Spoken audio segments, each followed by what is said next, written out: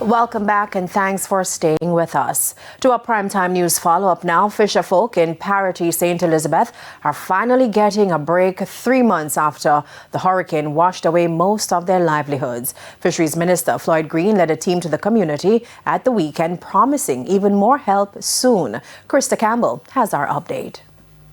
If your vessel, the vessel license is lost, your ID and your fishing license, we're doing them for free, we're renewing them. A promise from the Fisheries Division to a community hard hit by Hurricane Melissa on October 28, 2025. With boats partially buried in the mounds of sand dumped in the deluge and many others wrecked or washed away, fishers in Parottee, St. Elizabeth say it's been a struggle these past 3 months.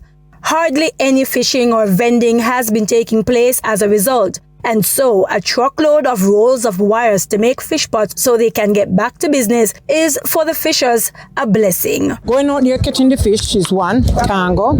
2 persons on the street will rely upon me. I mean, yeah, them buy, but you have the little man who can't buy, where you want a little dinner and you have to give him, you can't give him. So anyway, you take it, it's a losing game. We have to get loan, borrow, beg or do something, but you know, say, I know what we see about a hiccup, so we make our money gone back, but we still can't give up because of we change. Some family members sometimes assist us, or the people then come and give you a little package or something. That we are live for car. We don't have nothing here, but at today, we have renewed realize. I feel good. I feel strength. I never know that I have strength to lift up a wire them. Thank God for this start. We gone down to 0. Thank God we get a start back in life. Out of this, we can get 10 packs. Yes, so all we need now is just lace wire and nail to go with it.